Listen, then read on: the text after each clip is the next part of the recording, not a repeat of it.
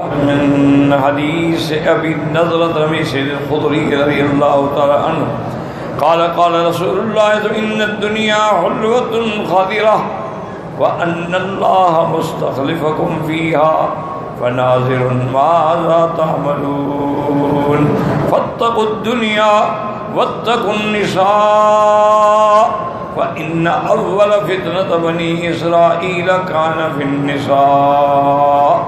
صحیح مسلم کی حدیث مبارک ہے، ابی سعید خدری رضی اللہ عنہ سے روایت ہے، حضرت پاک نے فرمایا کہ دنیا بڑی میٹھی ہے اور بڑی رونق والی چیز ہے، ہر آدمی چاہتا ہے دنیا دنیا دنیا، میرے پاس گاڑیاں ہوں، محل ہوں، نوکر۔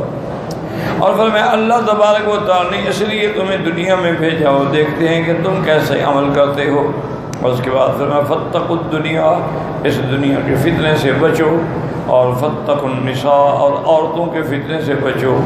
اس کی وجہ کیا ہے کہ ان اول فتنہ بنی اسرائیل کان فی النساء، بنو اسرائیل کے اندر جو فتنہ پیدا ہوا اس کے سبب عورت تھی، تو اسی سے سارے فتنے پیدا ہوتے ہیں۔ تو اپنے آپ کو ان چیزوں سے بچائیں تاکہ کسی ابتلا کے اندر جو ہے مبتلا نہ ہو جائے۔ اگر اللہ نے غنا دیا ہے شکر کرو، اور اگر اللہ نے فقیر بنایا ہے تو صبر کرو، اور خاص طور پہ عورتوں کے فتنے سے بچو، کیونکہ تاریخ عالم کا یاد رکھو یہ فیصلہ ہے کہ سب سے پہلا فتنہ اور سب سے پہلا قتل جو ہے وہ عورت کی وجہ سے، کہ سیدنا حضرت آدم علیہ السلام کے دو بیٹے تھے، حابیل اور قابیل۔ اللہ کی شان یہ ہے کہ وہ اصل اس دور میں شریعت کا حکم یہ تھا کہ حضرت آدم علیہ السلام کے گھر میں جو دو بیٹے پیدا ہوتے یا ایک پیدا ہوتا، پھر دوسرے حمل میں جو پیدا ہوتا اس سے نکاح کر دیا جائے، کیونکہ اس وقت شریعت میں یہ اجازت تھی، کیونکہ دنیا میں مخلوق ہی نہیں تھی تو کہاں سے عورتیں لے آتے۔ تو لہٰذا ایک حمل میں جو لوگ پیدا ہوئے، اگلے حمل میں جو لوگ پیدا ہوں گے ان کا آپس میں رشتہ ہوتا ہے۔ اچھا، خدا کی شان یہ ہے کہ حابیل کے لیے جو رشتہ بنا وہ بڑی خوبصورت لڑکی، اور قابیل کے حصے میں جو لڑکی آئی وہ بدصورت تھی۔ تو قابیل اڑ گیا، اس نے کہا جی میں تو کسی شکل میں یہ برداشت نہیں کر سکتا، آپ ایسا کریں کہ میری بہن سے میرا نکاح کر دیں۔ وہ بھی تو آخر بہن ہے نا، وہ بھی تو آپ کی بیٹی ہے، تو اگر اس سے نکاح جائے تو جو میری اپنی اصلی بہن ہے جو میرے ساتھ پیدا ہوئی ہے تو اس سے میرا نکاح کر دیں۔ تو حضرت آدم نے فرمایا اللہ کے بندے، اللہ کی شریعت کا حکم ہے کہ دونوں عمل میں فرق ہو، وہ ایک عمل میں پیدا ہوں تو وہ دوسرے عمل میں پیدا ہوں، اگر ایک میں پیدا ہوں اشقاء ہے ان کی شادی نہیں ہو سکتی آپس میں۔ انہوں نے کہا جی نہیں، میں تو اپنی بہن جو ہے وہ حابیل کو دینے کے لیے تیار نہیں۔ تو حضرت آدم علیہ السلام نے میں ایسا کرو کہ اللہ سے دعا مانگو، اللہ تبارک و تعالی اگر فیصلہ فرما دیں تو ٹھیک ہے۔ تو دونوں نے پروگرام یہ بنایا کہ بھی ہم کرتے ہیں خیرات، کیونکہ دعا سے پہلے خیرات کی جائے نا تو دعا میں بڑا اثر اور طاقت پیدا ہو جاتی ہے۔ ہم خیرات کرتے ہیں اور ہم آپس میں فیصلہ کر لیتے ہیں کہ جس کی خیرات قبول ہوگی اسی کے ساتھ اس لڑکی کی شادی ہوگی، اور جس کی خیرات اللہ قبول نہ فرمائے وہ اس سے شادی نہیں کر سکتا۔ تو حابیل نے کہا کہ ٹھیک ہے۔ اب یہ ہے کہ حابیل چونکہ بڑا صالح اور نیک آدمی تھا تو اس نے اپنے مال میں سے بڑی خوبصورت بکری چن کے اس کا صدقہ کیا۔ اس زمانے میں یہ ہوتا تھا کہ جو صدقہ کرو نا، مثلا بکری کا صدقہ ذبح کرو، گوشت بناؤ، کسی ٹیلے پہ یا پہاڑ پر رکھ دو، اللہ آگ بھیجتے تھے، وہ آگ آگے اس کو کھا جاتی تھی، تو معنی یہ ہے کہ تمہاری وہ صدقہ قبول ہو گیا۔ اور اگر وہ صدقہ اسی طرح پڑا رہے، آگ نہ کھائے، تو معنی یہ ہے قبول نہیں ہوا۔ تو اب دونوں نے، اور جو قابیل تھا وہ تو ویسے بھی بد اخلاق اور بد خلق تھا، اس نے چند اپنا جو ہے کھجوروں کے اور کچھ دانے گندم کے ایسے چھوٹے موٹی چیزیں اکٹھی کر گیا. اور قرآن میں ہے فَتَقُبِّلَ مِنْ أَحَدِهِمَا وَلَمْ يُتَقَبَّلْ مِنَ الْآخَرِ. اللہ تبارک و تعالی نے حابیل کی قربانی جو تھی صدقہ قبول کر لیا اور قابیل کا جو تھا وہ مردود ہو گیا. اور اسی میں یہ مسئلہ بھی سمجھ لو، یہ حضور صلی اللہ علیہ وسلم رحمت للعالمین کی برکات اور آپ کی امت کے لیے اللہ کی خصوصی رعایت ہے کہ اب اگر ہم خرچہ کریں، صدقہ کریں، نفقہ کریں تو کوئی آگ نہیں آتی، تاکہ ہم پر پردہ پڑا رہتا ہے. قبول ہوا نہیں ہوا اللہ جانتا. ہم نے خیرات کی کیا پتہ قبول بھی ہے کہ نہیں. اور اب اچھا نہیں قبول ہوئی تب بھی کوئی بات نہیں، ہم نے تو خیرات کر دی. تو اللہ نے پردہ ڈال دیا حضور کی امت پر کہ وہ چونکہ جب واضح ہو جائے کہ اللہ نے اس صدقے کو ٹھکرا دیا ہے تو دنیا میں بے عزت ہو گیا نا وہ، پھر اس کی کیا قیمت رہے گی کہ یار اس کی تو خیرات بھی اللہ نے منظور نہیں کی. تو بہرحال حابیل کی خیرات جو تھی وہ منظور ہو گئی اور قابیل بدبخت تھا، اس کی خیرات جو ہے وہ منظور نہیں ہوئی. اب جناب یہ ہے کہ قابیل نے حابیل سے کہا کہ دیکھو اب میں نے فیصلہ کر لیا ہے کہ اس لڑکی سے میں شادی کروں. اب میں نے اس کا حل یہ سوچا ہے کہ لأقتلنک، میں تجھے قتل کر دیتا ہوں.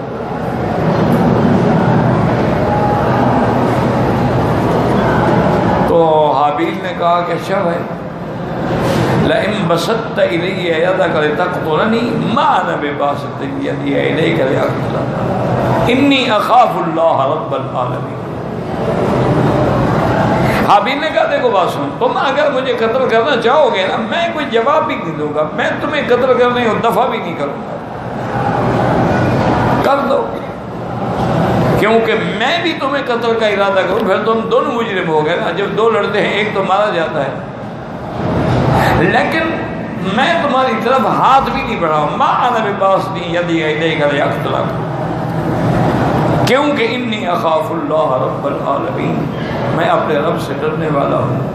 تو قابیل نے اپنے بھائی کو قتل کیا. یہ پہلا قتل ہے جو زمین پہ ہوا، یاد رکھو. یعنی ابن آدم کی اولاد میں سب سے پہلا قتل جو ہے وہ یہ ہے جو قابیل نے کیا. اور کیوں کیا؟ جھگڑا عورت کا. لہذا فتنۃ النساء جو ہے نا دعا کرو اللہ بچائے. یہ عورت کا فتنہ ایسا خطرناک ہے کہ اللہ کے اولیاء جو ہیں، بزرگ جو ہیں، صالحین جو ہیں، ذاکرین جو ہیں، قانتین جو ہیں، ان پر کوئی دولت بھی اثر نہیں کرتی لیکن عورت کا اثر ان پر بھی ہو جاتا. یہ عورت ایسی بلا. انا للہ و انا الیہ راجعون. ہمارے استاد سے ان کی عمر تقریباً جب میں پڑھتا تھا تو تقریباً میرے خیال میں کہ 90 سال کے قریب تھی، لیکن ماشاءاللہ صحت مند تھے اور چہرے پہ نور تھا. سارا دن حدیث پڑھاتے تھے. بس بیٹھے ہیں نا فجر کی نماز پڑھ کے تو ٹھیک 12 بجے چھٹی ہوتی تھی اور 12 بجے کھانا کھاؤ، 1 گھنٹہ لیٹ جاؤ، ظہر کی نماز پڑھو، پھر سبق شروع. ہمارے تو 1 گھنٹے کے لیے آتے ہیں، وہ بھی نخرے کے لیے. کوئی آ گیا کوئی نہ آیا، کسی کو کتاب بھول گئی، کسی کو رومال بھول گیا.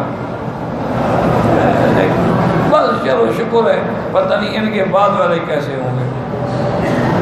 یہ بھی شکر ہے کہ چلو کچھ نہ کچھ گزارا ہو رہا ہے نا.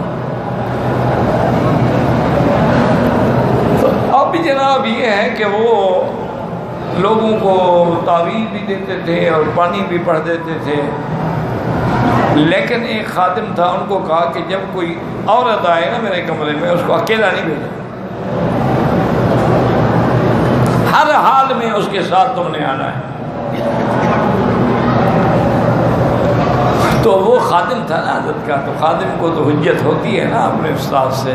اور نے کہا حضرت 90 سال آپ کی عمر ہو گئی ہے، آپ تو اپنی بیوی کے پاس جانے کے بھی قابل نہیں ہیں، تو کوئی عورت اگر آئے گی تو آپ کیا کریں گے؟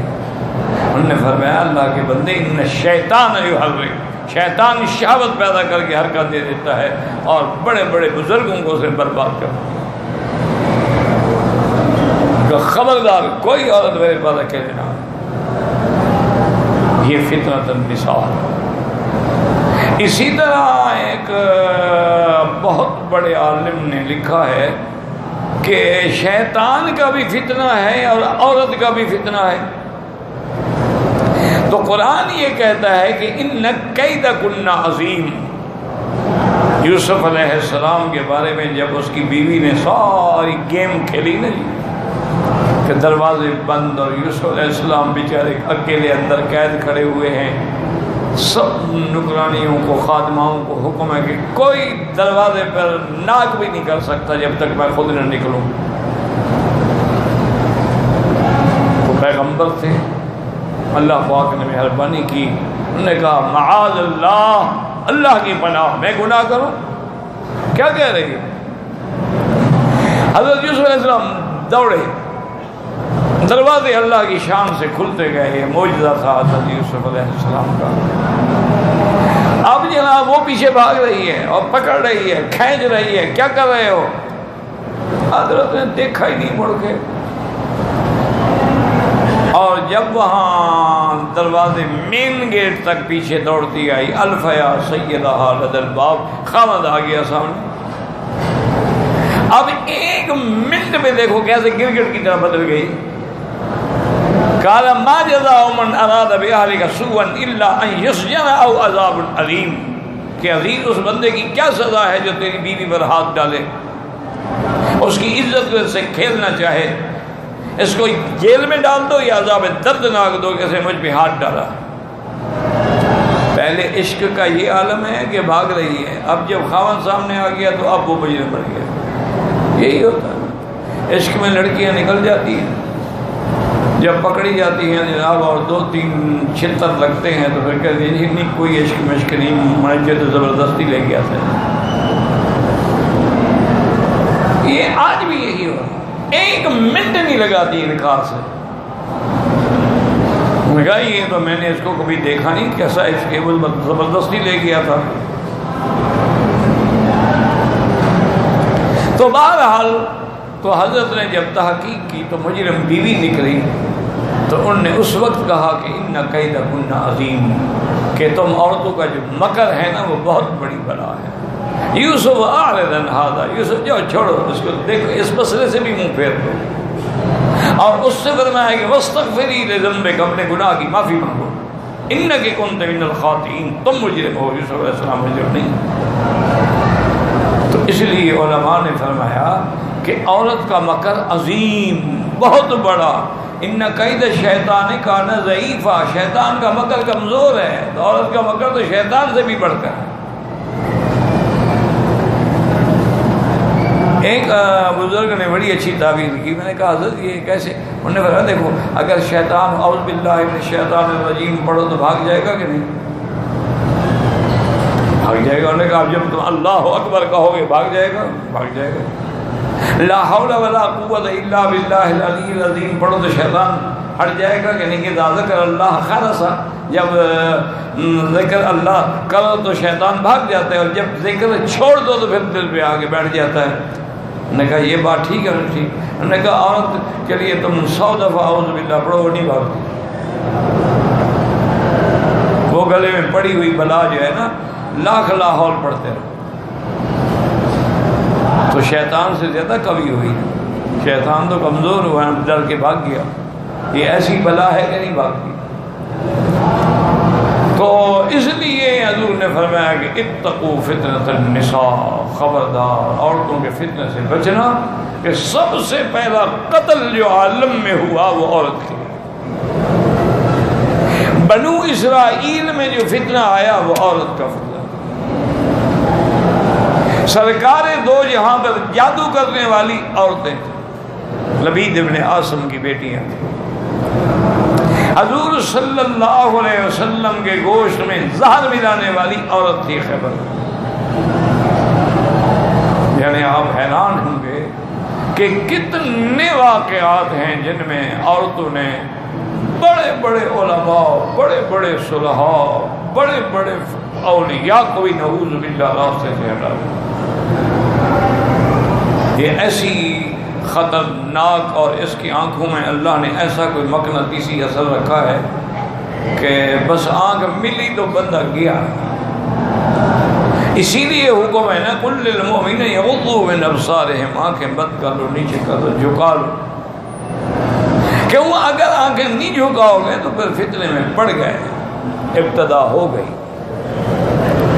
اس لیے اس حدیث مبارک میں بھی حضور پاک نے بار بار فرمایا اتقوا النساء فإن اول فتنة في بني اسرائیل من النساء، عورتوں کی وجہ سے تھا۔